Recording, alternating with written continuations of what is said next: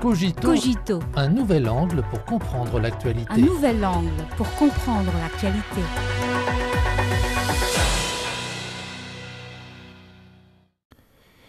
Bienvenue à Cogito. La rencontre entre les chefs d'État chinois et américains à Busan, en République de Corée, attire l'attention mondiale. Une occasion pour les deux dirigeants de mener des échanges approfondis sur les questions stratégiques et à long terme concernant les relations sino-américaines, ainsi que sur les questions majeures d'intérêt commun. Cette rencontre a permis de fournir des orientations stratégiques pour le développement futur des relations bilatérales. La diplomatie de chef d'État jouait un rôle de pilotage stratégique irremplaçable dans les relations sino-américaines.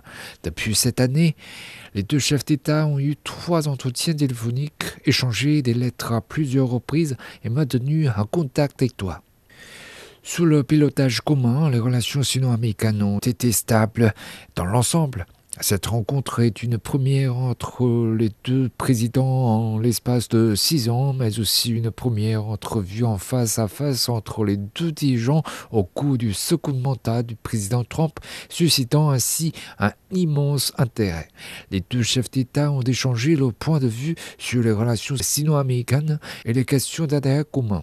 Ils sont convenus de renforcer la coopération bilatérale, notamment dans les domaines économiques, commerciaux et énergétiques, et de promouvoir les échanges humains.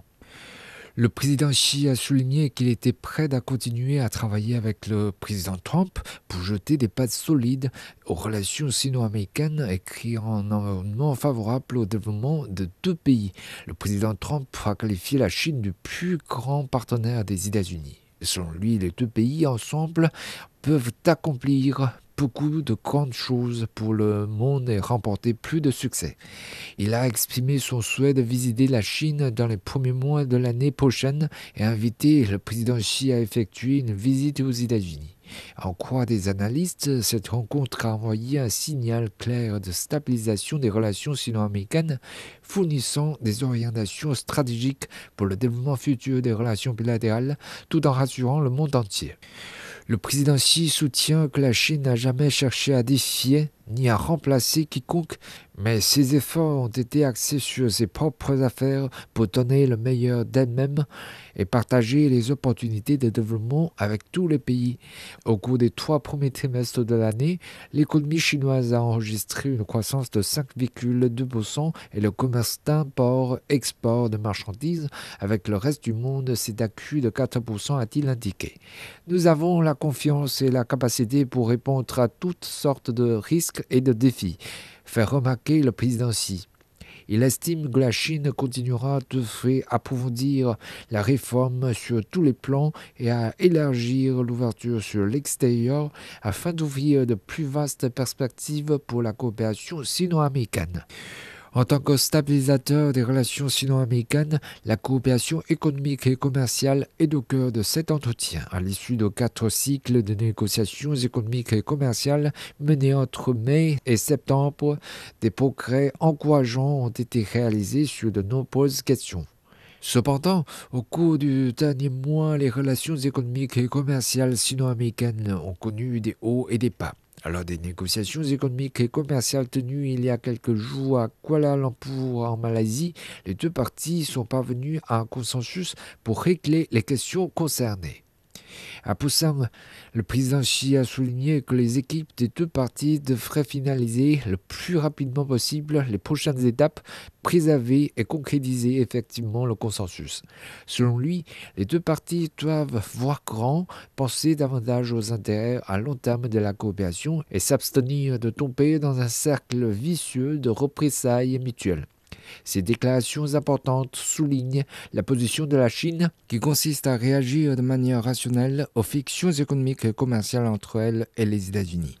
Quelques heures après la rencontre entre les dirigeants chinois et américains, le ministère chinois du Commerce a publié les résultats obtenus lors des négociations économiques et commerciales à Kuala Lumpur, y compris la levée par les États-Unis des soi-disant droits de douane sur le fentanyl de 10% et la suspension pour une année supplémentaire des droits de douane réciproques de 24% imposés sur les produits chinois.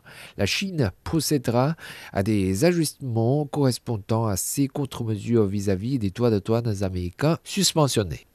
Ces arrangements reflètent la dynamique positive démontrée par les équipes des deux parties dans la mise en œuvre du consensus atteint lors de cet entretien et dans le maintien de la stabilité des relations économiques et commerciales entre la Chine et les États-Unis.